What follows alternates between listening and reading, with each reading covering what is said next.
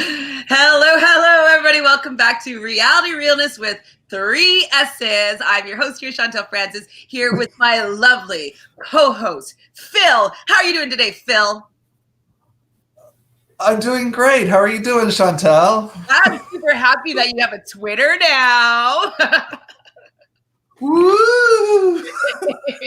For you. For me. Yes, thank you. For me. Even though, I'm not even a Twitter person, but, it seems like everybody uses Twitter a lot more than I gave people credit for. And so I've been on Twitter a lot more than I have ever been before 2020. So it's a thing. Twitter is a thing, which is funny.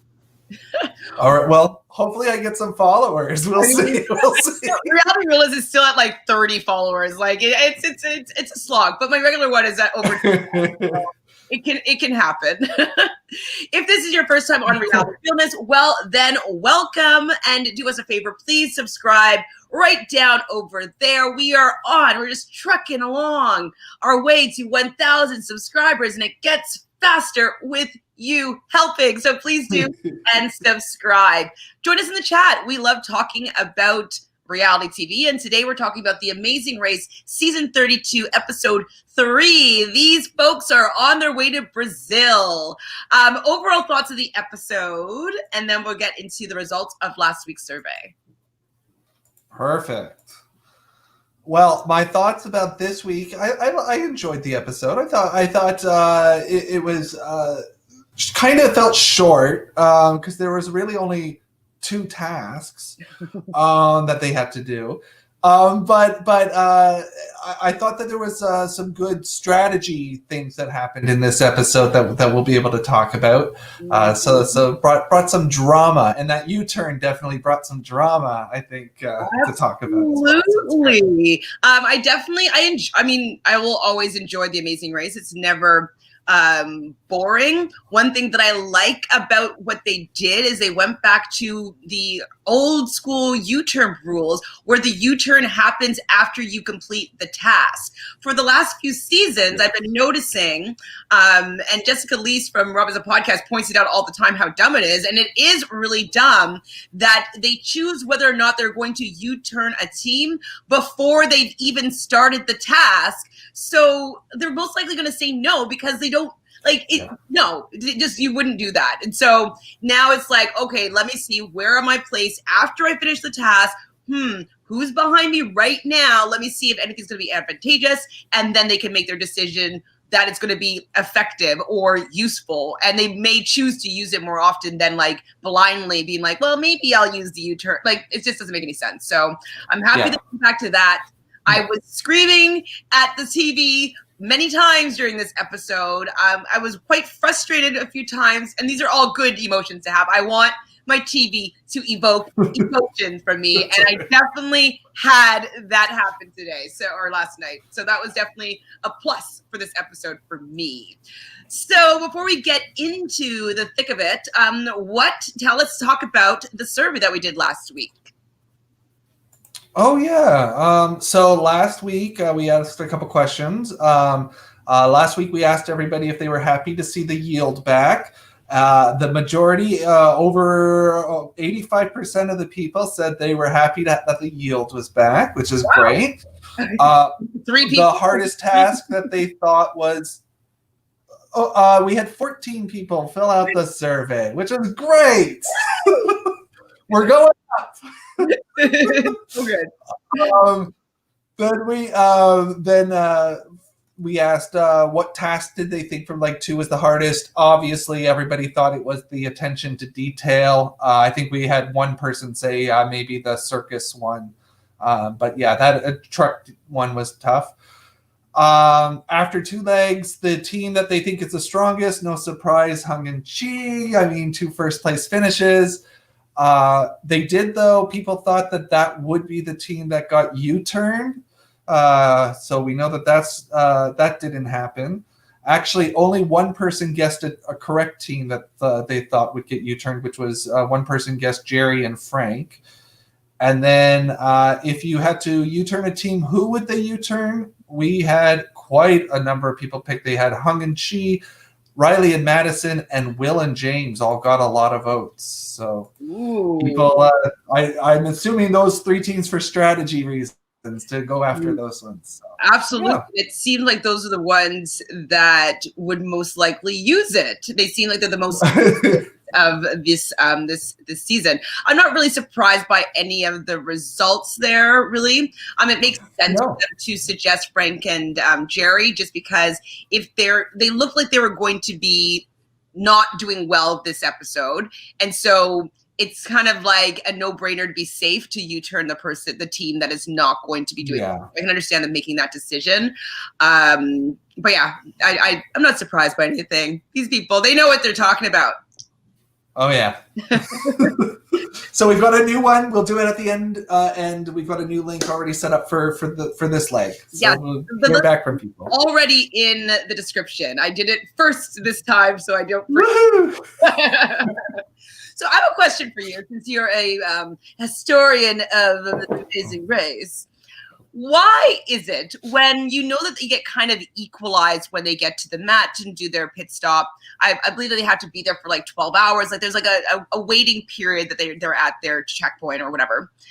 Now, is it just to put these numbers on the screen? Why did Hung and Chi have to leave at 3:36 a.m.? Yeah, I mean, I know in the past, when it was early days of Amazing Race, they really stuck to, okay, that person checked in at 3:36 p.m., so they get 12 hours, they're off at 3:36 a.m. I think in some ways it's a nod to that as nostalgia-wise, but I don't believe that they're always 12 hours exactly between when they go. I think they just I think they do it sometimes at times so that they can make sure 100% going to the airport, all the teams will be at the same time. They'll be at the same place, and they'll automatically be on that flight. It was interesting, though. I did notice on this episode they made them book their flights when they checked in. Like it looked like they did it when they checked in, not at the beginning of the next episode. So like they were like checking in, and then at 3:30 then they went to the airport, but they actually knew where they were going 12 hours or so before going. Oh, I didn't even notice this. That was odd. That is interesting. Yeah, I was thinking that I remembered in the past, I really liked the fact that like you knew it was 12 hours on the dot because of that. But with it all equalizing, I just don't understand why they still kind of need to do that. But I guess like it also makes sense what you're suggesting, that they want to keep it staggered, even though they're going to all clump up together in the end. Maybe they are still doing the 12-hour stagger, or like appropriate to when they actually in, but then they just let them equalize at the airport. Like they find a flight that they will all be able to make, most likely, unless they like go and drive to another town in a taxi or something. Really mess it up. So you're flying to Brazil. Have you been to Brazil? I have not, but actually, I would love to do the Amazon. When I saw the pit stop for this leg, I was like, "Oh, that's a dream! Do the cruise down the rainforest. That would be wonderful." That would be amazing. How about you? Have you been? No, I haven't. But okay, so my mom was kind of forced to retire early because where she was working was moving out of Ontario. And so they were moving to, I think, somewhere in like the prairies or like Calgary or something, which was like a heck no. And then the other option was Brazil, is where they were going to like put up an office. And I'm like, Mom, I love you. Go to Brazil.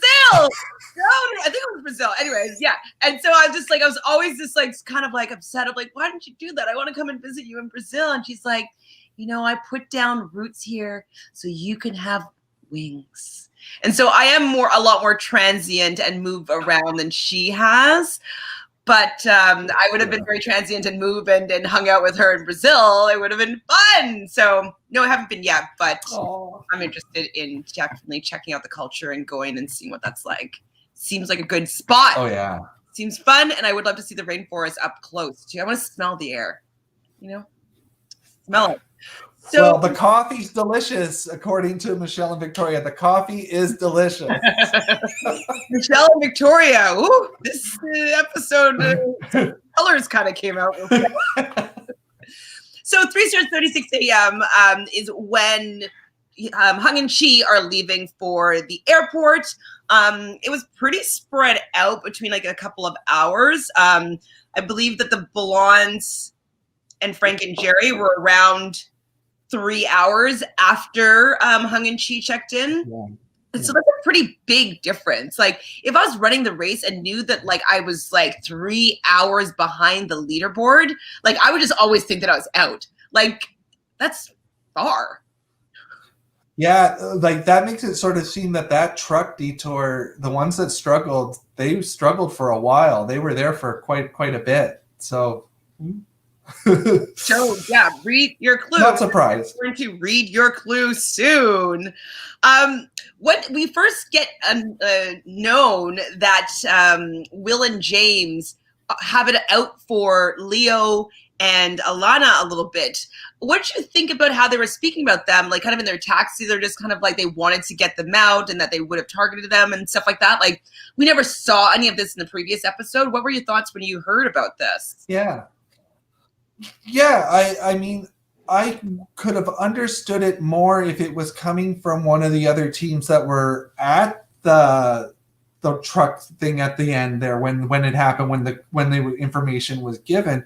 I was kind of surprised because I never really thought Will and James were interacting with Leo and Alana all that much. And so I was like, what is the reasoning behind this? That because they seem to be really with those other 4 top teams and not worrying about the other teams. So I was kind of shocked that they were so concerned about Leo and Alana, and the reason that they gave was because of them taking out a strong team. I don't know. It made sense. It didn't make sense. It didn't seem like they had their own personal beef with them. It was a beef that came from somebody else. So what if we look at it and it just came to me right now at like if they're willing to be taking out the strong teams and maybe they consider themselves to be a strong team, they would be somebody that Leo and Alana would target, and maybe that's why they're like, oh, okay, they're just going for the big players so that they can like power through and get to the end. Right. Let's try to stump them moving forward, because we see that they're playing a little more strategic as opposed to like just let the bottom team go. So I can kind of see why a little bit, if I look at it in that perspective, why Will and James might not be a fan of Lee and Alana. But I also feel that they're less likable than I thought they were to begin with. Yeah. So what's interesting is they're upset with Leo and Alana for telling one team information, but they're okay with saying, well, but we're going to share information with 4 other teams. Well, it's kind of like it doesn't necessarily benefit them. So Will and James benefit 4 other teams working for their benefit, but they do the disadvantage for Lee and Alana to be getting rid of strong teams, because if they just happen to fall in the back, for sure Leo and Alana would be like, oh, I'm going to get rid of Will and James over the Blondes. Like, let's get them out. So they are dangerous in that sense, that they are willing to knock, because they're in the bottom. If they were in the top, I don't think Will and James would be that threatened by them. But because they're in the bottom and they're like kind of the bottom half, and they're knocking people out in the bottom that just fall there because they had a bad taxi that round, then it's unfortunate because anything can happen in the game. And so I wouldn't be trusting Leo and Alana. But I just found it really interesting that like I was very supportive of their teamageness. And this episode, I was like, oh, I don't know if I like you guys. Yeah. I was surprised. See, and that was the vibe I got when I watched their things. I remember when we were talking about them, I was like, I just don't know how they're going to work with the other teams, because they seem to be so individual on their team. Now they're getting along with one team, which is good for them, but something about them made me go, I'm not sure if they're going to get along with the other teams at all. So I wish I never saw any like video stuff of them. I should have maybe looked at their, how they spoke, just to see if I can get a little bit more of like intel of what they're going to be like on this race, because I don't really like their personalities, it seems, and B, I don't know why do you think they're such good friends with the Blondes? I don't know. I think the only thing that I've noticed for them that I would say in a good reason why they might be would be the possibility that they seem to be always around them at the same time, like at tasks. Like, so maybe it's a familiarity, like in that sense that wherever we go, we're with this team, it seems. So why don't we work together?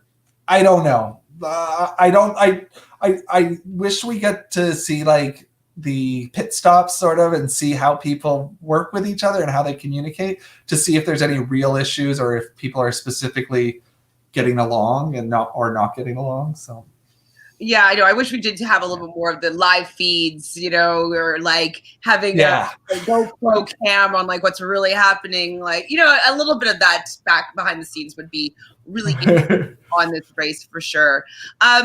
So the writing on the wall began last episode, but then it continued this episode when you hear Frank and Jerry utter about their relationship and how the motto of be the best that you can be and try hard. And they talked a lot about how they really appreciate their relationship and father-son. And I was like, oh no, they're done. I mean, we had it's coming. We know it's coming. So yeah, I was like, oh, that soundbite is the kiss of death for any amazing racer to hear them utter any words like that 2 weeks in a row. When they don't have a good showing on one of them, that it's probably the end. Yeah, when they're talking about their actual relationship as opposed to stuff happening on the race, you can go, okay, something's up here. and that was their story at that point. Like sometimes, and which is what they did last time, be a misdirect, and like they came in last, but they weren't out. But I'm like twice in a row. No. It's over for them. So it was good then for Will and James to make that group alliance. So they decided to ask people in the front of the pack. So Riley and Madison, Hung and Chi, D'Angelo and Gary, and Aparna and Ishwar. Well, personally, for me, for my draft picks, this is a wonderful group. I definitely support this.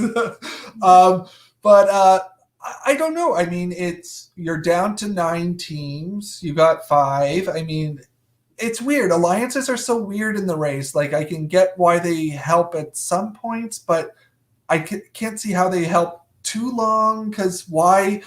You don't want to have too strong of people to take too far because they'll beat you. And there's some strong teams in that group of 5. Like, I don't know. The biggest part of it is because of these yields and U-turns.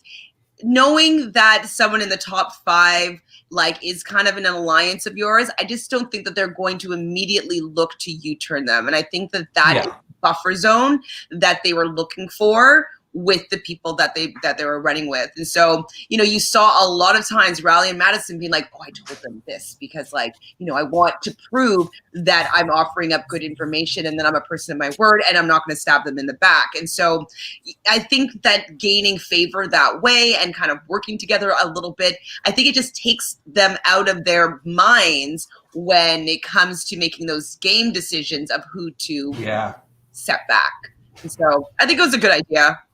You might as well. Yeah. And I think that they're the least strong maybe out of those 5 too. So maybe that's also another reason why it seems. Yeah. And I mean, the only concern I have now for Will and James is because they have used their U-turn. There's a second one to come. And, that's the U-turn where you could turn on your alliance because they won't get back at you. They won't be able to get back at you. So if one of those other 4 teams use it, then that might be bad for them. But I mean, it helps for information. It's very early in the race, so I get that part of it. If you can keep the people that aren't a part of it below you, which it seems to be working, it's just very strong. I think too that we'll talk about it more obviously, but the fact that Leo and Alana, they were U-turned, but they did survive, and then they saw that the blondes were the one that basically saved them. I think that that's also going to put a target on Leah and Alana and like that force as a foursome. Right. And so that also is going to take any heat off of Will and James. And I think that they will help protect them against those 2 teams coming against Will and James. So I think there's a little bit of a buffer zone because, I don't think that it's in their best interest to have Will and James leave right now, especially if they're willing to use their U-turn on somebody below them. So I'm interested. I'm interested to see how this next week rolls out because I don't think that Alana and Leo are going to be very happy. Well, Leo and Alana learned something because they started this episode going, oh, we're getting along with everybody. And I think they even said that at the detour. They're like, oh, we're not going to get U-turned or anything. So they got a big wake-up call that at least one team doesn't like them. Very true. Also, and Team Chantele, apparently. Your team particularly enjoy you.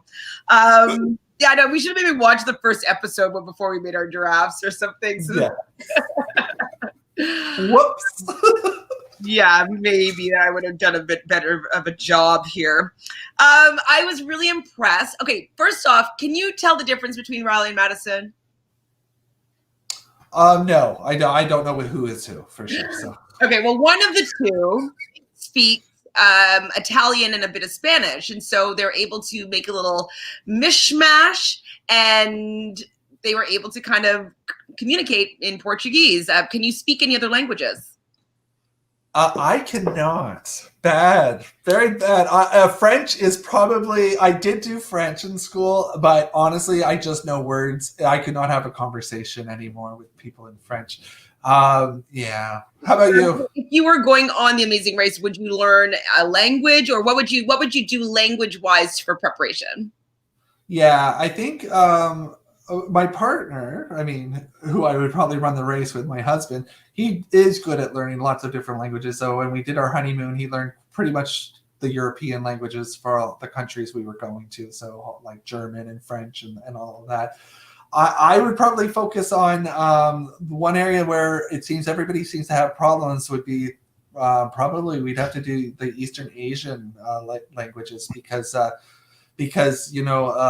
Mandarin would be something that might come in handy. The taxi drivers especially, they always seem to not be, there's always a language barrier there. So that would probably be you never really hear a lot of people saying, I'm going to learn like how to speak in Japanese or like how am I going to speak there like to taxi drivers. So that would be something I think probably hard, but probably worthwhile. So the only thing that I can contribute into the Asian languages is I can do numbers 1 to 10 in Cantonese and Mandarin. And when you do that, though, you basically can do numbers up to 99 because it's like 10, 1, 10, 2, 10, 3. Okay. Numbers go. So just so you're aware, if you're ever learning the numbers, you kind of only need to learn 1 to 10 and then 1 to 99. So that's something.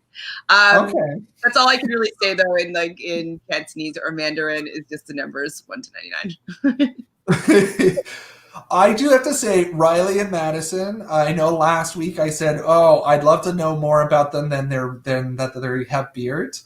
I thought this episode, I really liked them. Like, I was like, oh, I'm liking this team. I thought that they showed them as a strong team, and it wasn't just about them being like this goofy team that's just known about their beards. They didn't actually even reference, I don't think, the beard once. It was nice. They talked about strategy. They talked about the race. They talked about like what they were doing to prepare for the race. This was like good. I like this team. I actually now get a feeling that they might go quite far, and they're not just that goofy team. So. I knew it. I'm just kidding. So they have to find like box 19 or like aisle 19 or 13. It was basically in a market of some sort. I didn't hear the clue and I didn't understand why people were so confused.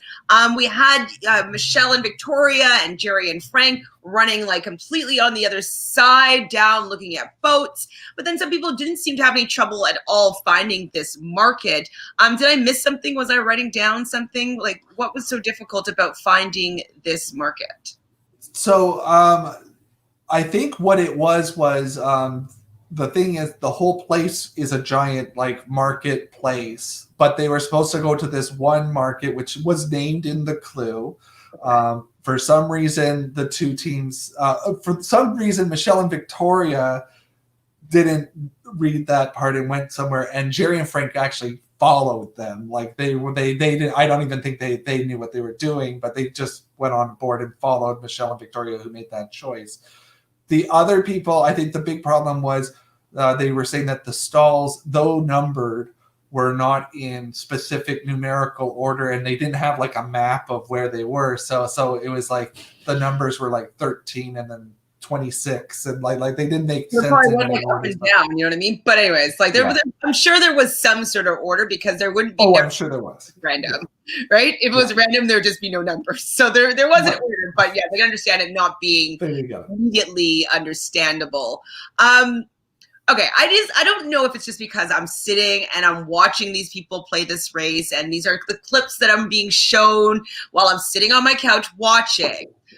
But I feel that I would be reading the clue over and over again in that taxi ride. I'd be like, blah, blah, blah. What do we need to do? Repeat it back to me. Okay, first thing that we need to do, we have to find the market. What's the market's name? They'd repeat it back to me. Like, you know what I mean? I would be just going through that clue over and over and over again. I wouldn't read it once and think I knew where I was going. Like, am I crazy here? No, and actually you saw that with Will and James, and I'm giving them their kudos. They learned from the last leg, and they kept doing that. I noticed, like, they kept going, well, read the clue. And like they learned their lesson from the last leg with the truck. And so they were good, especially with finding the stalls, finding how many of each item that they needed. Like they really were like going through the list of exactly. They understood the gloves. I mean, that glove thing, that's all, because people, a pair of gloves, is that two, or do you have to get two pairs? And so those kinds of things, I felt that they were really good. I was shocked that people were not watching when they were getting checked on their items. People were not watching the other teams, and because there was only one judge. So what happened to those people after? Like, you should have been watching, like, did they take their stuff, or should they be taking their stuff? Listen to what they're doing.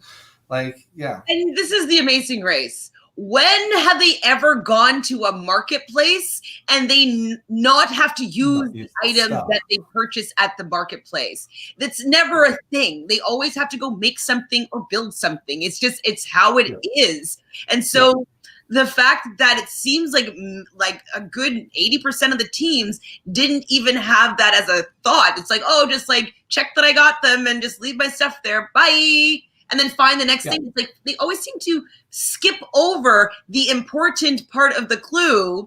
Like, oh, I need to have this with me when I check into the pit stop. It's like, remember when they had to carry around like the travel velocity gnome? Like they always had to keep it with them. And so I'm confused maybe at the level of fandom, or why everybody is making these very basic Amazing Race mistakes. The gloves, I can forgive the gloves because that's kind of a wording thing, different language. But I would also think that I would be like, oh, but there's two of us. So maybe when it says two gloves, it means like two pairs of gloves. I would probably think that, but I don't know. Right. People. Yep. No, I mean, even the items like the wooden machete, I get it. Like, I mean, there's a machete there, and somebody's telling you need a machete, and it's a wooden one. I mean, I get that. People might make that mistake and just grab them. It might get it from the wrong place and that. But yeah, once it's been approved and everything, there should be some sort of question in this situation where you go, well, why did we collect all of this stuff?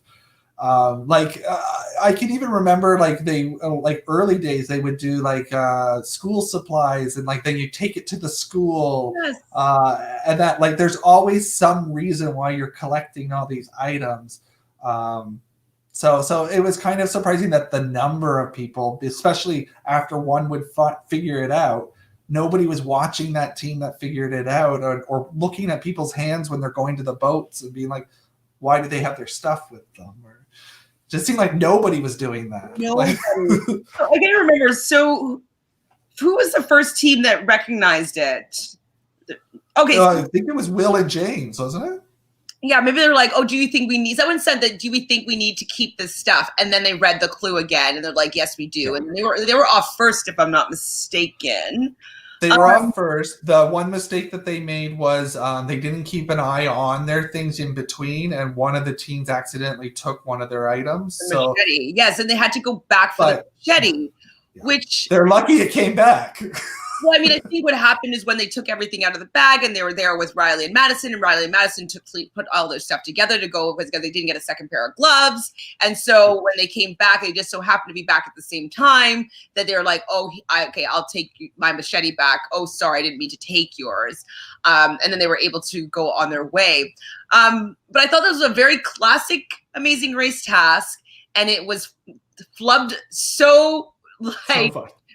It was it was shocking to me how many people would just like leave all this stuff strewn on the beach.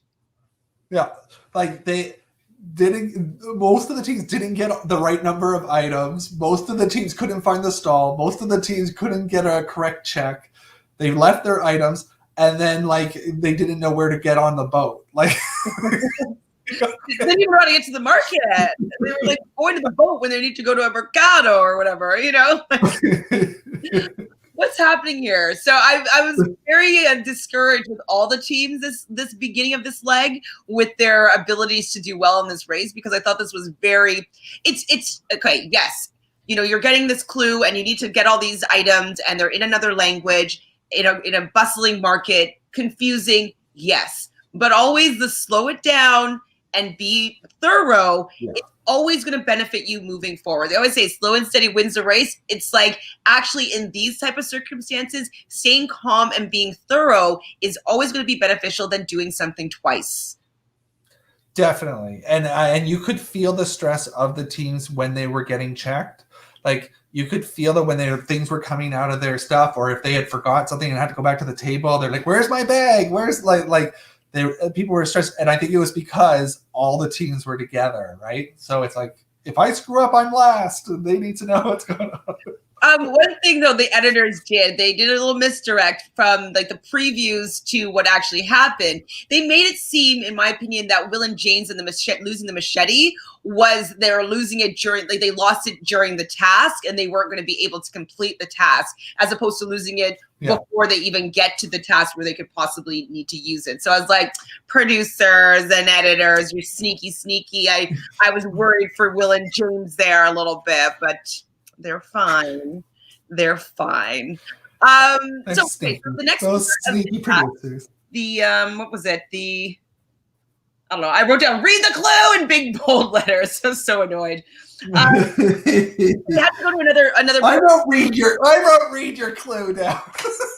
Read the clue. Oh my God. So it was such a mess. So they had to go to this other part of take a boat to kind of it seemed like a little community within Brazil. It seemed Aboriginal. There was a lot of blurred tops and bottoms. They didn't see the black boxes that it seems like CBS usually likes. They usually love black boxes on Survivor and stuff. But it seems this time they just blurred this area. So blurry bits were on the screen today or yesterday. And I thought though too that they were going to have to actually use the spitball thing to knock their clue out. But it was just a demonstration. Were you fooled by that as well? Yeah. Well, they've done it in the past. I think I remember one where they had to do it at like fake plastic birds and knock them out of the tree or something in the jungle. But yeah, no, I mean, I thought it was nice.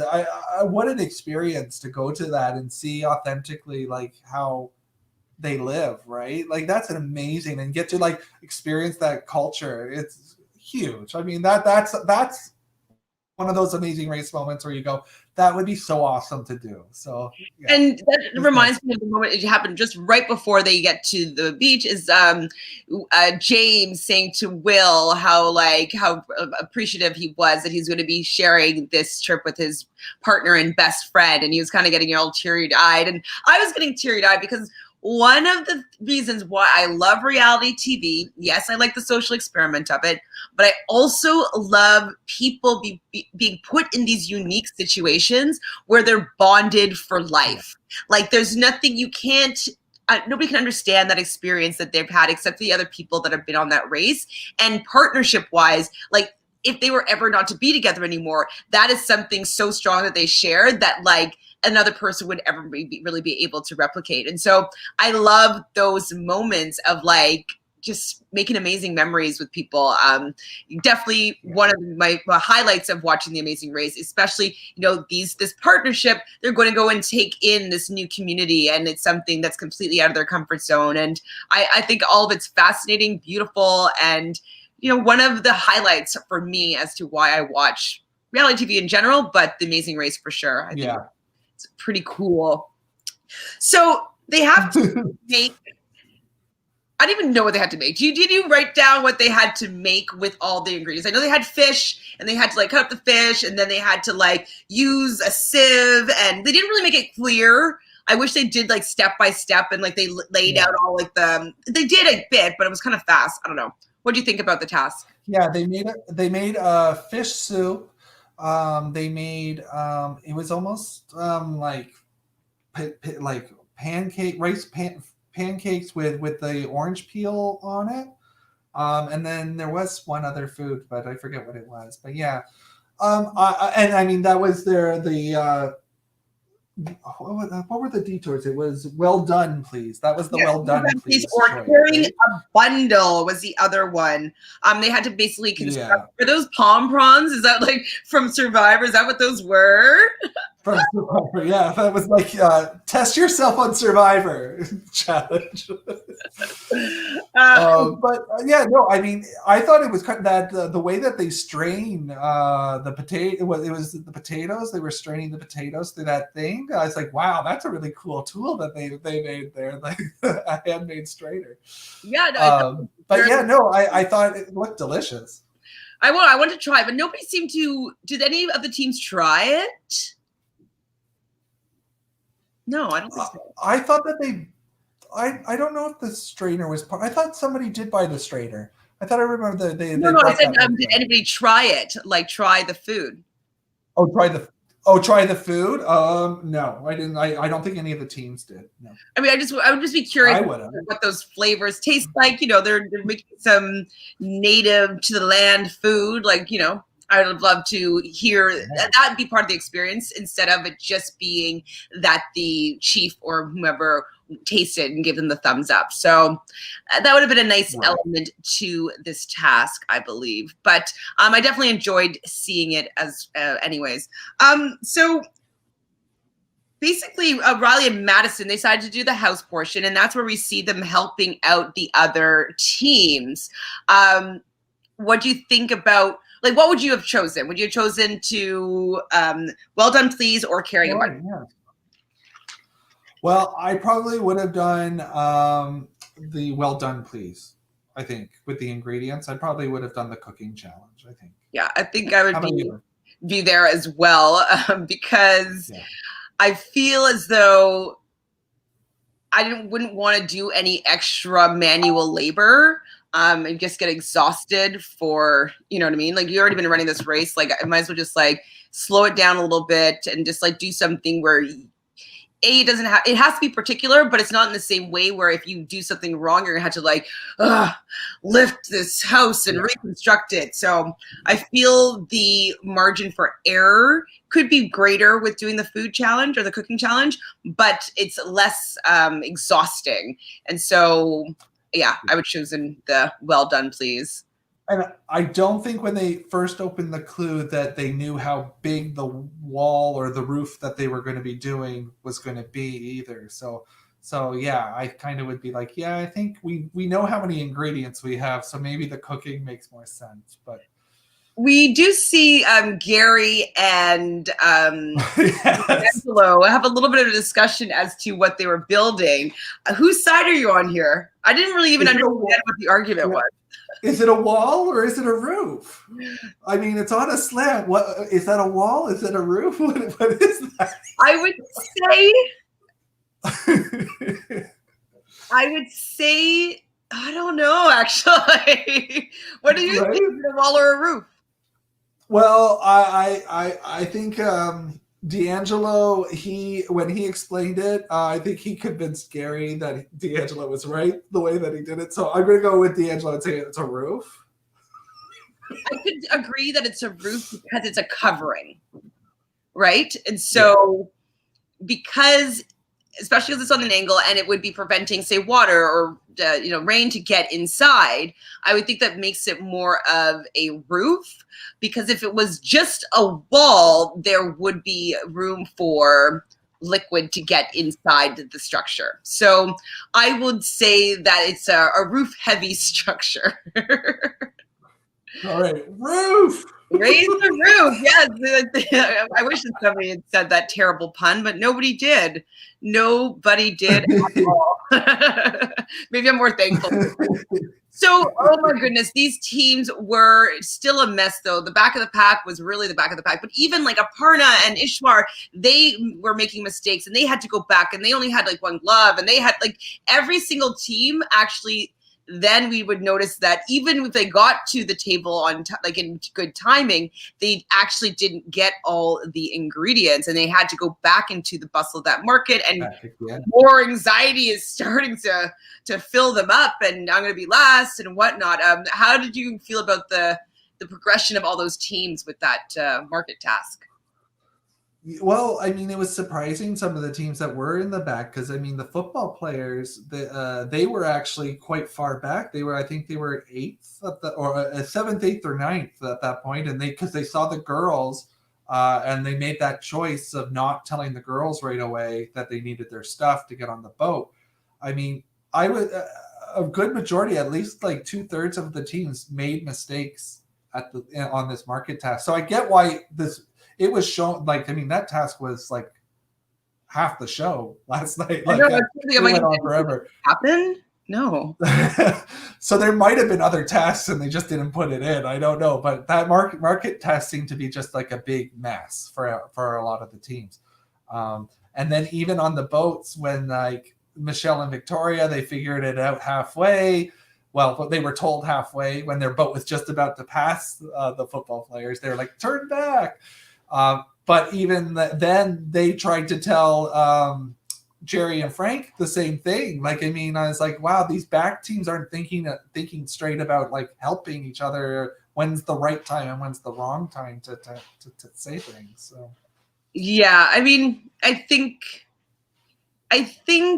your natural instinct is to help others, and so it just might go against your instinct to be like, oh, shh, you know what I mean? And see, like, I would probably have to be told to keep my mouth shut. Well, maybe not, but like, I can understand people being told like, hey, let's just keep this in the download a little bit. But I get why they're just like, no, like they know how devastating it is to make that huge of a mistake, and so I think that they want to save somebody from being like, oh my God, I can't believe you didn't tell me. Like, that sucks too, especially in a race where there could be U-turns and stuff like that. And so I think they're just trying to be kind, and they probably know that they could do better than Frank and Jerry. They're still ahead of them. So they're just like, we'll tell them, but we'll probably still beat them. Yeah. So they go back. They finally get their bag back. Did they have to go back into the market again? I can't remember. Most people did, though. I don't think that they had. The girls didn't have to go back in. Jerry and Frank did. They had to go back and get the machete. Right, because they had a wooden machete. But, I don't think the girls did. I think the girls got it all fast, and then they just forgot their bag. But they were behind previously because they couldn't find the stall. My one thing, too, that I was misdirected again by the editors, but when they showed the bag with, like, the sound effect of, like, blunder sound effect, or, like, I don't even know how to do it. Like, I need to get that sound so I can just, like, play it every once in a while. But I thought that was actually Michelle and Victoria's bag, and I thought that Frank and Jerry had their bag because they did go back to the market beforehand, I believe, for other stuff. And so I thought that they were on top of it. I thought that they saw other people have bags with them, and they're on the boat. I thought that it was like, oh, I was totally wrong with my thought about them being in the back at the beginning. And even when Michelle and Victoria were yelling to them, I was like, oh, but they have their bag. That's good. And then they're like, we don't have a bag. I was like, what? And then it showed the cut to their bag on the sand. And so I was misled there a little bit because I thought that they actually were able to grab all their stuff. Why didn't they grab their stuff? I didn't want them to leave. I didn't feel that they did get an opportunity to really show their relationship and doing well. I think that it was just blunder after blunder. And I know you have to run the race pretty well because people just need a couple minutes ahead of you to be able to just get you out. But I just didn't like this doubling down on Frank and Jerry in this leg. I don't know. Didn't feel good. Yeah. So we finally get to the second, is it the detour? What are they called? The detour. Yep. Two tasks with them. He doesn't say that anymore. What does he call it? How's that go? Historian? When Phil used to say a detour is a choice between two tasks. And then he said like one and each have their own. He used to say each have their own blah blah blah blah blah blah blah. Each has their own pros and cons or something like that. Yeah.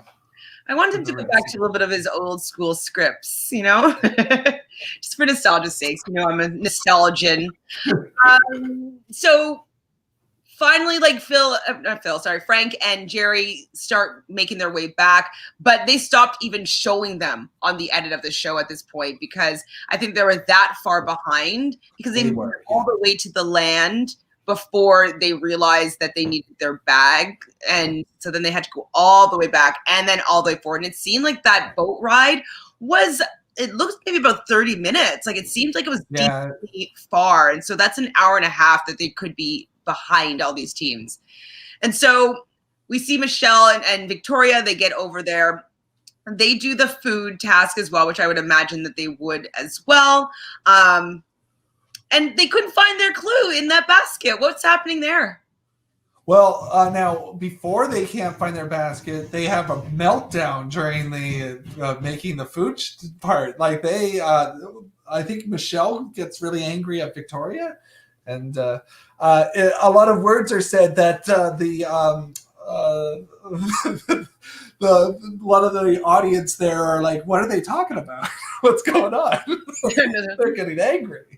Well, I think what it seemed like was they're supposed to save the strained water from when they're doing that sieve with the potato or whatever. And so I think Victoria misunderstood whatever Michelle was directing. But also, Victoria, take some ownership here and read the clue as well and have your own idea of how to perform something instead of just listening blindly to your sister. The point of doing the race is being able to double check each other's work. And that's why you do it with a partner. Otherwise, you'd be doing that task on your own. And so I think the fact that Victoria, it's part of their relationship, obviously, but the fact that she was blaming her sister for like, you didn't tell me or whatever, it's kind of like, well, yeah, maybe she didn't tell you or didn't tell you correctly, or she didn't vocalize exactly what she meant by what she was thinking, but also maybe take some autonomy here, take a look at that clue and be like, well, actually, I think this is how it's supposed to be done.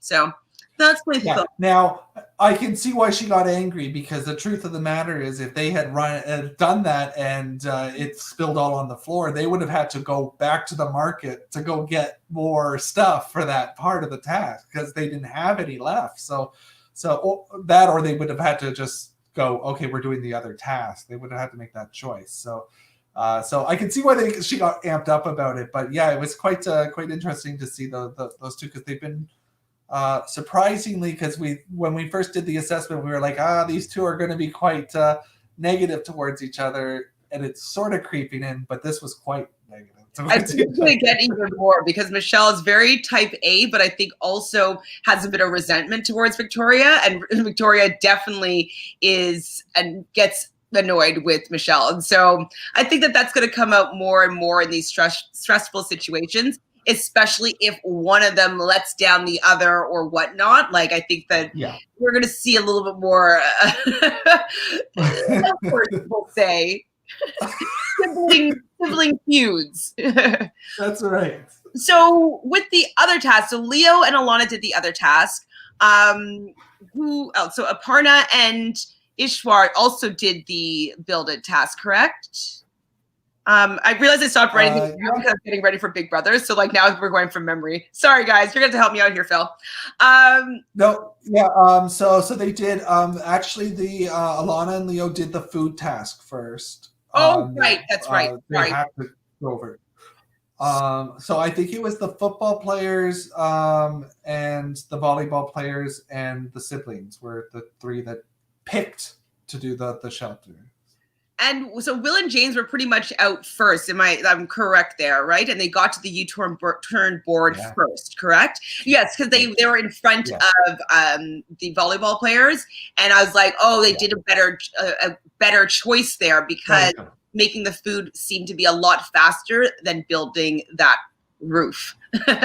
So when they're at the board, they choose, we kind of spoke about this a little bit, but they choose Alana and Leo to hopefully edge them out of the game. What did you think about this move? Like, actually, what did you think about this move? Do you think it was too early? Good timing? I think that probably them being in first place at that point, and I think that they knew that they were in first place. I think it could be seen as a bit of a waste of a U-turn. I don't know. I don't know if we're not seeing something and there's more to why they don't like Leo and Alana.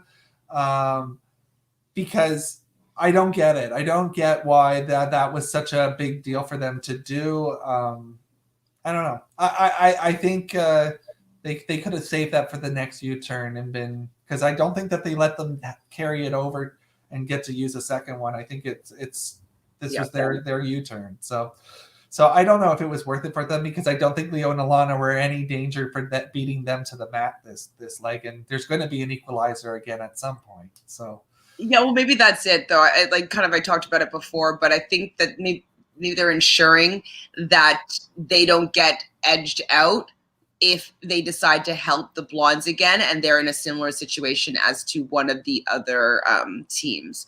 And so they made their strike. And as you said, Leo and Alana, they didn't have any idea that it would be coming. And she had a little bit of a meltdown, we'll say, when they saw that they were U-turned. And one thing that I will take away from what Leo said here was that he learned, I believe, from his mother that when in partnership, when one is upset and down, not to match them on their energy, try to do the opposite and bring them out of where she was. And so I thought that was a nice display of how they work together as a team and in their relationship. I liked seeing that. But I didn't really enjoy seeing her whine about it. It's like, that is part of the game for sure. It really sucks, but like the crying about it, I'd rather her be angry than like crying and miserable about it, Did it bother you? Yeah, I think I actually wrote that advice down too. I think that's wonderful advice for people to take away. I think that's a good life lesson there. Yeah, I mean, I think probably they were confused, but the fact that they knew that Jerry and Frank at that point had been also U-turned, I think she didn't need to get so worked up about it, because they knew Jerry and Frank were so far behind. I'm sure that they knew, like everybody knew how far Jerry and Frank were. So it's kind of funny that she reacted that badly. I think, though, maybe it was more just feeling personally hurt that a team went against them than necessarily having to do another task. I don't know. She may have been tired. I don't know. I mean, all of the above. I definitely can imagine just having a little bit of like a breakdown just from like the stress of the race and, having all these things happening simultaneously. I guess she just seems just a little bit whiny to me in general. I didn't enjoy how she approached the task last week that much. She was the only person that dropped stuff, and she was kind of like whining about it a little bit. It was just a little bit, but I just was like, kind of like, I don't know if I enjoy watching you tackle obstacles. It seems that you're a little bit too negative for my liking. Other people might think it's super fun, but like, I'm just kind of like, I'm not really with you here. And then even in this situation where he's lifting her up, and it's like, well, if it were me in this situation, I'd be like, fuck them. Like, we're coming for them. Like, let's get this done fast and like show them that like they can't get rid of us that quickly. Like, what, you know what I mean? I would have been trying to empower myself to like bust through and show them that they mess with the wrong people, as opposed to like kind of crying about it. So I don't know. Yeah. I'm sorry.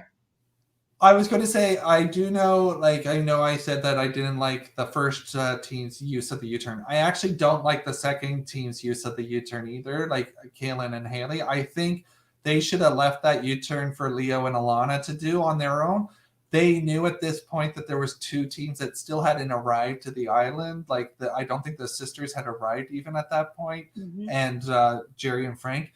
And knowing that those teams were so far behind, I think save your U-turn. And if Leo and Alana are worried about it because they get U-turn, they can use it. Then you still got yours for the next leg.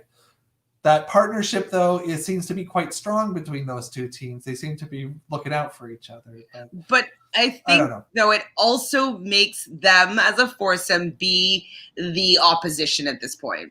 It seems now that Leo and Alana and the Blondes have taken out for two teams, like four people.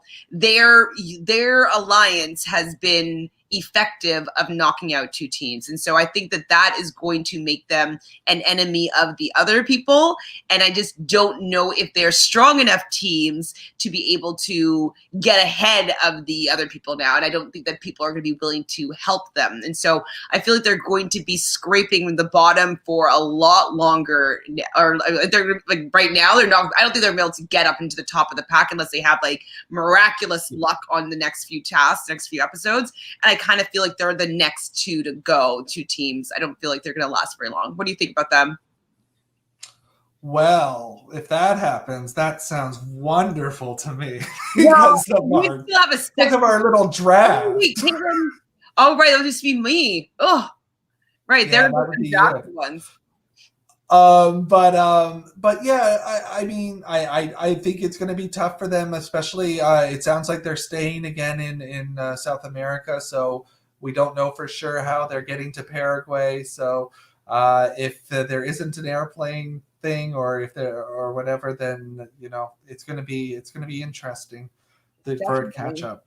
I mean, I think also, though, just like for your teams to take a bit of a hit, I don't know how strong Michelle and Victoria will be moving forward. It seems like there's certain tasks that they're good at. So maybe paying attention to detail with like the car specifically is something that they could do well. Also, we saw with the music stuff they could do well. Yeah. I just don't know if the frantic stuff they can do well.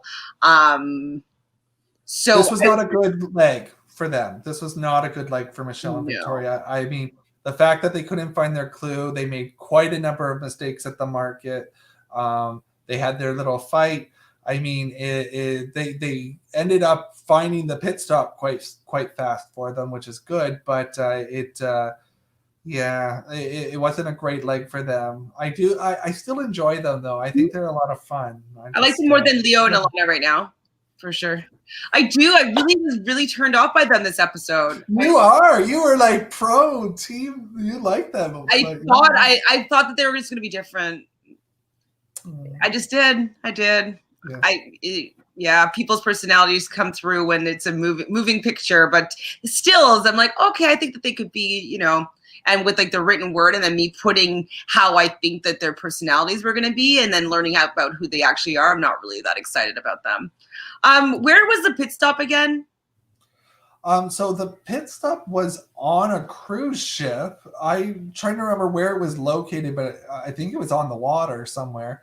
So they actually took a boat to the ship, and it seemed like the boats knew where to go. So there wasn't really a race or anything, or having to find it. I think they pretty much went there. There wasn't too much directional asks having to happen. I have to say, the pit stop guy, he was cute. That man was cute at the pit stop. I don't remember what he's like right now. I don't remember. Oh, he was cute. I thought it was great. I mean, I like when they have good pit stop people. I can't remember what he looks like right now, but it's like kind of like a blurry image in my head, and then I see a picture of him, I'm like, oh yeah. Yeah. I think I had to watch back the second half of this race, though. I guess I was like, I had Big Brother, like watching Big Brother on the brain, and I was planning on watching this, doing a rewatch, and then I didn't. Anyways, so I was probably just distracted. But do you remember the order? So I'm assuming that Will and James were first. Yeah, they won a vacation. So where was their trip? Bali? I think so. I think it was Bali. Yeah. And yes, trip, but from what Justin said, like that sucks that they have to pay the taxes on it. So That does. I don't know. Hopefully they'll win the actual show, so it's not that big of a dent in their wallet to to go on these free vacations. Free vacations.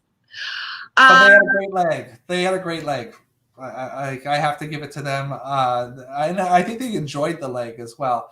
The U-turn I still question, but I think other than that, they had a really good leg. So I also think that it was a good strategy for Leo and Alana to be like, oh, we're not going to even ask them why they U-turned us because we don't want them to lie to us.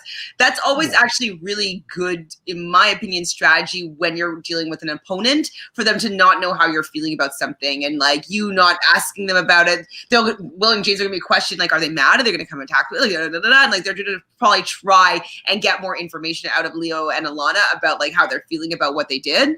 And so I think it's a power move, the silent treatment, but I don't know if they'll actually follow through. We'll see.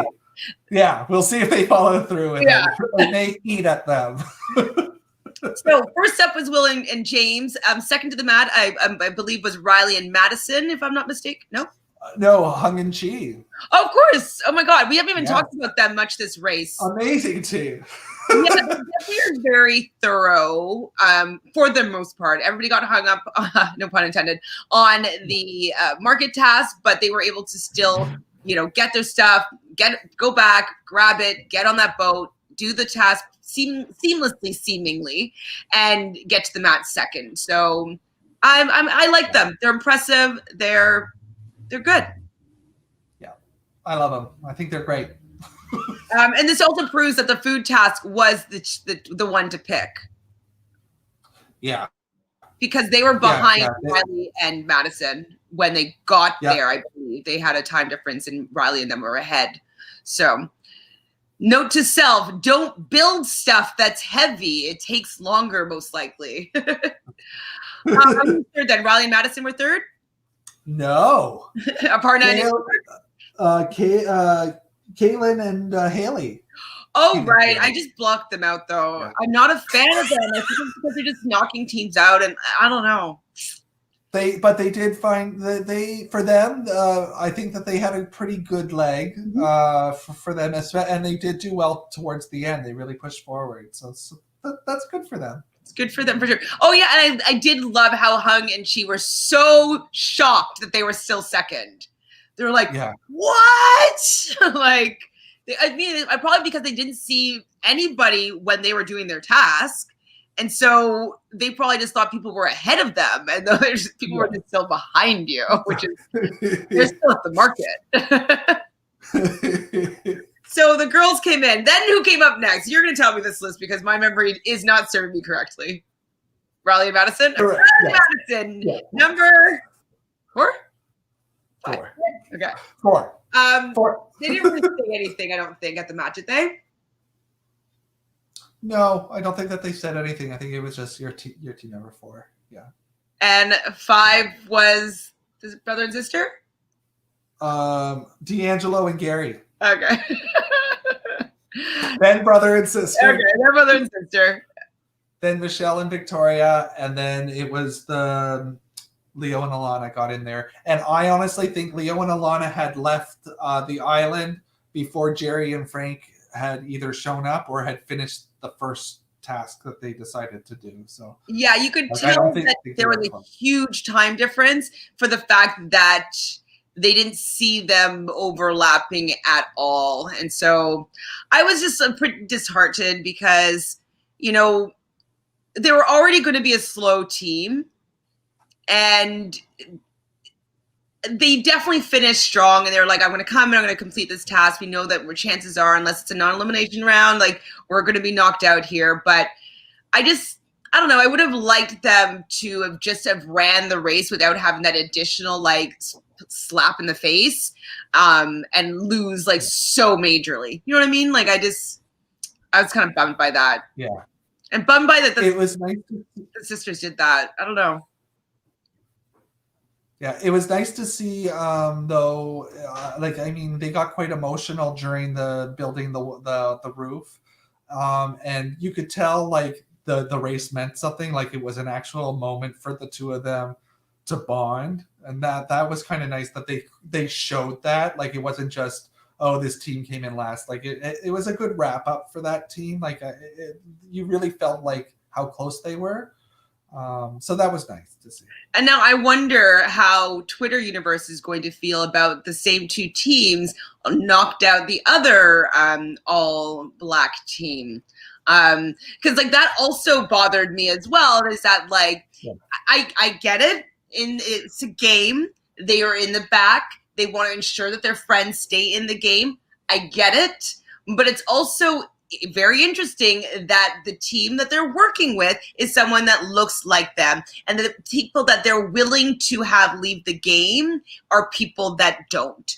And so that's kind of a little bit bothersome, is that if you're not in good with the white team, you're going to be targeted by them, basically. You know what I mean? It just kind of sucked to see two black teams going out back to back, and both the times other teams helping other teams to disadvantage them, basically.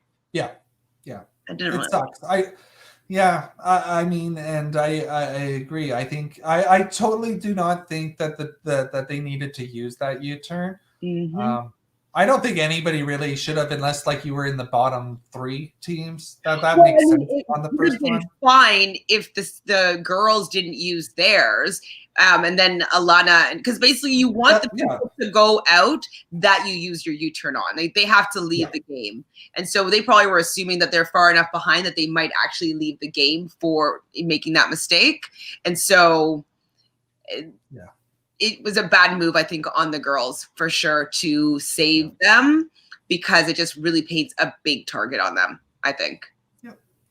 Yeah, and you never know what's going to happen on the race. The people that you're working with, the next leg, you may not like them anymore, but you're there with your partner, and you have to do what's best for you and your partner. And honestly, I don't think for the girls it made sense for them to use the U-turn. I think it would have made sense for Alana and Leo to use it because they knew the situation and they were so far in the back and they had been U-turned. But let that be their thing. The girls didn't need to do that for them. So. But I guess they also wanted Leo and Alana to see that they help them. Right. Yeah, not a big fan. I wasn't happy about how it ended. I see that they weren't going to be doing that well, but it's just like when you hit someone when they're down, it just kind of like it sucked. I thought that they sucked it up and they, pulled through and they got to the end. And it definitely was a nice wrap up that, he's saying like he really loved running this with his son and that he was getting to know him. I did get a little bit teary-eyed, not going to lie, but I just wish that they just got to run the leg cleanly and not do well instead of like been slapped down again and then do doubly wrong. It just didn't feel good to me, like you kind of want if someone gets U-turned for them to like be fighting to get back in it. You know what I mean? Like that there's still a chance that they can still be in the game. They're so far out of it that just seeing them get slapped down again, they're just be like, we're out of this game already and you still want to punch us down. It's like, ugh, fine. I hated it.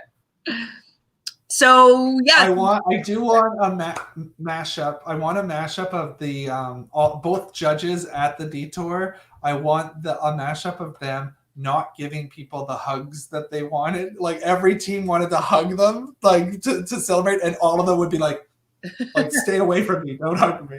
It's like, oh, that'd be great to put it all together. So. I never even noticed that. I'm gonna start noticing it. Do you mean with Phil or do you mean with the guy at the detours when they would say if they passed or not? Both detours, everybody was trying to hug them or that, and I think one team got a handshake, but everybody else was just like, stay away from me, just thumbs up. I'm trying to erase or block this person. Oh, okay. I'll just leave it there for now because it's not letting me, which is weird. Why won't it let me block, huh? Anyways, we'll just ignore that for now. So that's pretty much the whole episode. It didn't really have that many tasks, as you've already said. So what do you think? Okay, so do you have your, let's do the next maybe quiz moving forward. And before that, actually, do you think that with the preview, anything's going to shake up with who's going to do well and who's not going to do well? Well, the only thing that I actually felt was possibly true, because they like to throw curveballs in there so that you think something's going to happen and it doesn't really. The only thing that I thought was going to be quite real was that car accident, because they did seem to be quite in an area where it didn't look like they were supposed to be. Like it seemed residential and like it didn't match where everybody else was. So that might be a real preview of a problem for the girls next week. But I don't know. I mean, I'm liking that they're going to different countries and sort of different looks for the countries. Like they went this week, it was more like Amazon, and then like the week before it was like town, city. Like I like that in South America, that they're showing different parts of South America, as opposed to just like go there for one episode and then go somewhere else. So so that's nice. But yeah, I don't know. What about you? What did you think? What I'm liking is that, you know, we know that the teams that are pretty strong. So we know that Riley, Madison are pretty strong. We know that, like the front five teams, we know who they are for the most part.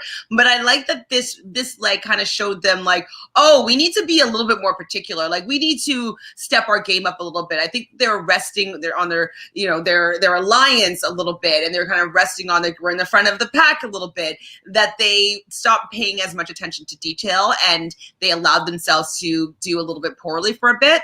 But I think that they'll get their legs back and like start doing better again. But I think I like the fact that even like Aparna and Ishwar, like, you know, they did quite poorly and they're a little bit surprised with how poorly that they did. But I think that these learning lessons is what I enjoy also about the race. It's like, okay, we messed that up.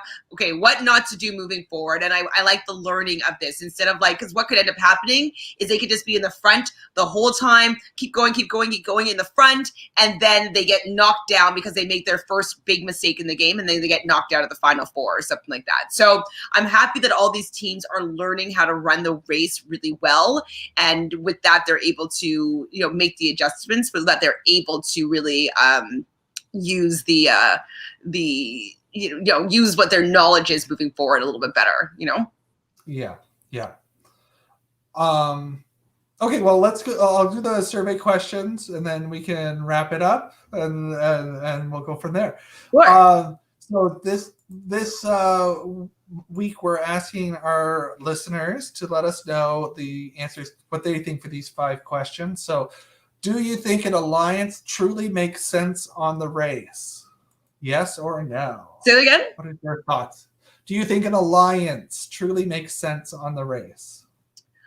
I'd say yes, because we're seeing the proof of it right now with the fact that Leo and Alana and the 2 girls, they're in an alliance of some sort, and they were able to save Alana and Leo from leaving the race. And so I think it is helpful when, you know, you split up in the rankings, that you're able to see whether like that you can help your friend, and you can be like, oh my God, hopefully there's something ahead that they can help us out with. And so they're basically passing information and knowledge and assistance. It's basically they gave it like an idol, you know, pass them an idol 2 times, like one with information about like the horn, and then this time it was like actually using their U-turn on them. And so I do think it's beneficial. I don't think that people tend to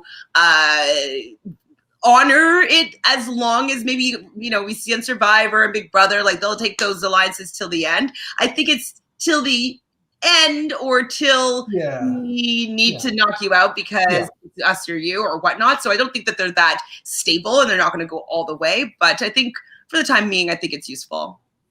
Yeah, I agree. I think I think the first half of the race, it makes sense. But then once you get to that maybe final 6, final 5, that's when you start going, okay, we got to just do our own thing right now, and be careful with what we're sharing.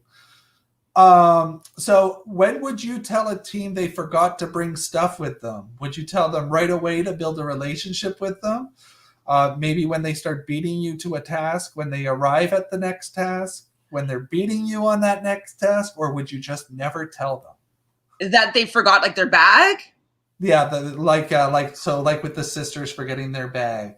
When would you tell them? I would tell them when I would pretend not to notice, most likely, until we were on the other side of the water. Yeah. I'd be like, wait, where's your bag? You know what I mean? Like when we're getting out. Yeah. But you have to bring it. Yeah. Just throw it that way. Which leg 3 task do you think?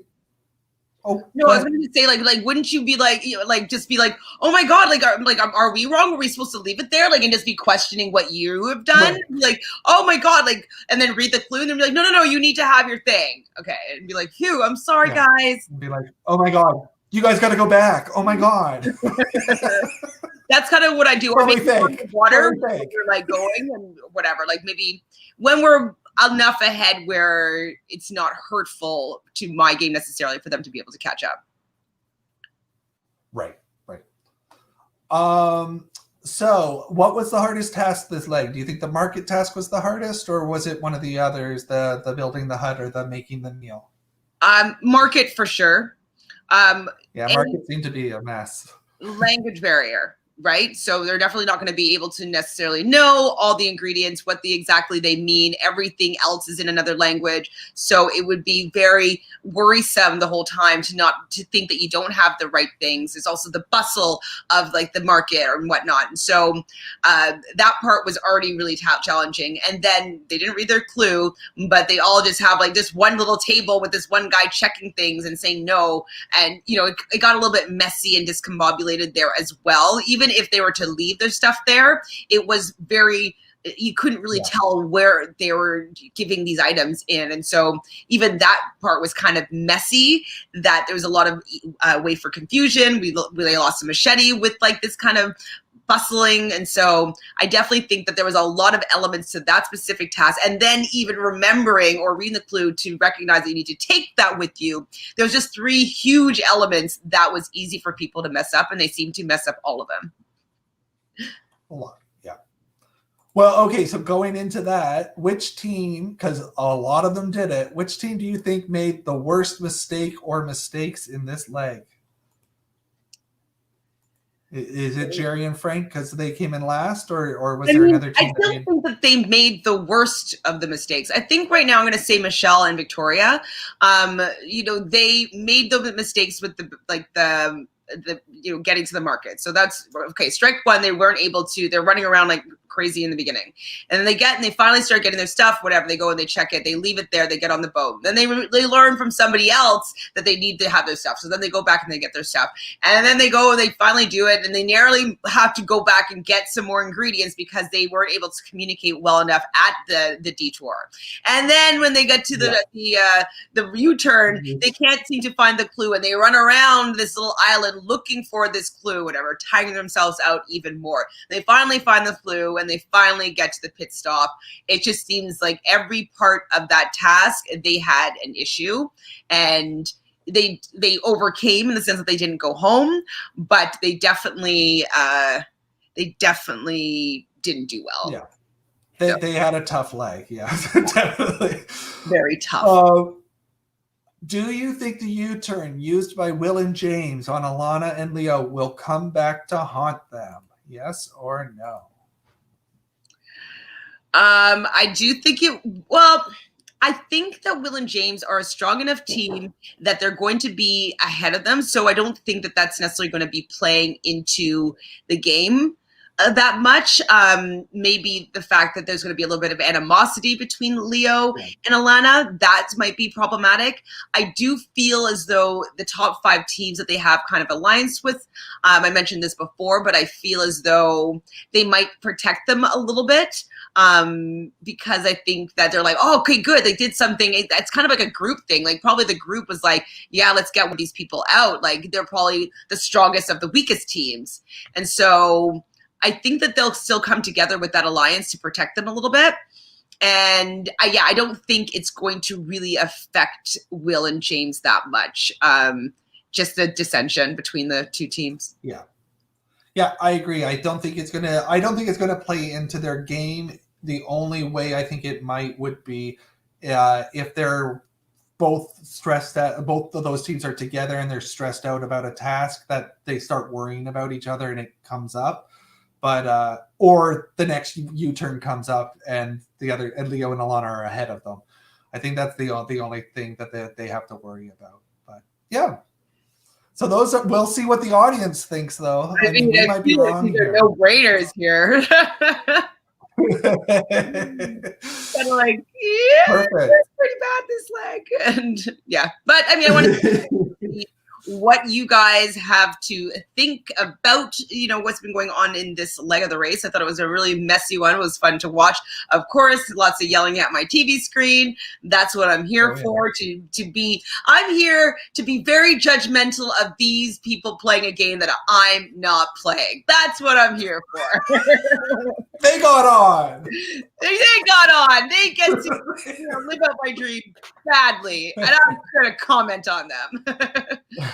I'm enjoying it so far, like a lot. I still feel as though I have strong teams, so I think my top 2 teams are going to be Will and James and Riley and Madison. I think that they're going to be, up. I think they'll be in the game for a while, and I think for you, I think Hung and Chi will be in there for a while. And maybe Aparna. D'Angelo and Gary, I think. Who? Yeah. Who was your second? D'Angelo and Gary, I think, are. The only reason why I hesitated about saying them being your other top strong team is that I feel when they make mistakes, though, they make really big ones. And so I'm just not sure if they get another one of those, steel drum tasks that Gary's doing, I don't know if they will be able to overcome. And so they did decently on this particular task, but it was quite a short thing. And it was both tasks were with both of them. They didn't have a task that just one person had to do this leg, if I'm not mistaken, right? So no robot. I'm not sure about my confidence in either of them doing things on their own. You know what I mean? Like, and hey, the siblings were my number 1 pick. The siblings originally, I thought that they were, but I don't know. Hung and Chi are doing so well. It's hard for me not to sort of switch it to them and go, oh, I knew they were going to win, but I'm happy they're on my team. Yes, definitely your team is looking quite strong. I mean, the girls are going to be out, I think, pretty soon. Leo and Alana, I think, are going to be out pretty soon. Michelle and Victoria, they could very easily be out like next leg, but they could also squeak by a couple times or have a really good leg. I could see that happening, and they have some of their gifts and talents are being able to be used. And so I can see that happening as well. So they're a little bit more iffy. I don't know whether they're going to stay or they're going to go. It's just a little more volatile. Who else is left? Did we say everybody? No, there's like 2 more teams. Who did we forget about? Or is that everybody? Maybe that is everybody. 1, 2, 3, 4. Yeah. Oh, it is everybody. Yeah. And so I think the top teams though are pretty much the top ones that start off this leg. Unless people make a really big mistake, I really feel as though the blondes or Leo and Alana are going to be out next, or Michelle and Victoria. Yeah. No surprise there, but I'm okay with it. Any other thoughts about this episode before we shut her down? No, I thought it was actually, even though there was only 2 tasks, I thought the market task really you sort of felt the stress that everybody was in. So I thought that was really good about the show. and I thought that the location was fantastic. So Me too. I 3 legs in, I'm enjoying it. I do also like that. There were so many people that were commenting on social media. They're like, "Oh, it's the Big Brother finale or a regular episode of The Race." Isn't it funny that I'd rather watch The Race right now than the finale of Big Brother? I was like, whoa, like there was a lot of that.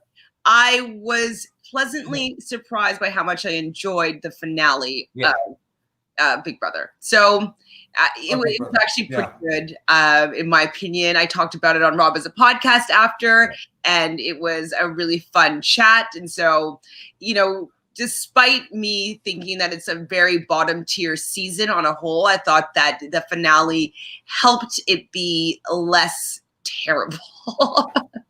Basically. Yeah. Finale was okay. Yeah. Well, are you working? I watched both and I liked it. So.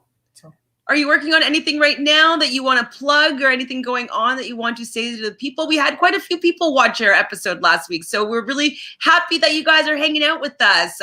Join us, next week at 5 in the chat, and so we can chat with you about this race. But go on, Phil. Sorry, what are you working on? Let's give a challenge of let's get my Twitter up to 10 followers by next week. That's my new Twitter right there for us. And then one fun thing I just wanted to say, I know that there's a lot of people that are going to be starting the month of November doing stuff for men's health, for cancer awareness. So just want to push that out there, that if you know of anybody, I am, that are doing things to help raise money or awareness for that, definitely support them. It's what does that mean, a mustache? For men to take care of their health. Is a mustache coming? Is that what's happening? Actually for Halloween, I have to get rid of all of this anyways, but it will be just mustache for the next month, which doesn't always look that great. So but I'm doing it. So. And when you dressing up as for Halloween for you to need the shaven baby face? I'm going to an online murder mystery, and I will be dressing up as Mrs. Peacock. She was in the night in the lounge with the candlestick in the library with the. I know. That's really fun. Do you need another character? I would be Miss Scarlet. I'll look into that for you. I'll let you know. I mean, am I doing anything on Saturday? I don't think so. You don't have to, if there's no room at all, it's just totally fine. But I'm kind of like, oh, that'd be kind of fun. It always reminds me of the Clue. I think of the movie and the part where it's like, I am the singing telegram. Telegram. Always that's my favorite movie of all time. So yes, that's my favorite movie. I love it. I would play if you need an extra person. So putting it out there. For me, what do I have going on? I probably have something going on. I just can't think of it right now. But you guys can subscribe. That's something that's going on, ongoing, right down right over there. It helps us out a lot. We're trying to get this in front of as many eyeballs because A, it's fun chatting and interacting, and B, it's fun chatting and interacting. It's nice to know that you guys are appreciating what we have to say and what we're talking about and joining in on the conversation. So we love that. We love you. Like this video if you like it. Ring that bell if you want to be notified, which you should be every time we go live. We try to go live for The Amazing Race every Thursday at around 5 p.m. Eastern time. But I do my very best to go live at least once a day about something. So, get that notification so you know when that happens if it's against a regular schedule. So please join us, subscribe, like, ring the bell. Follow Phil, Reality Phil, get your Reality Phils on Twitter. I love you guys. Thank you. With one F. Bye.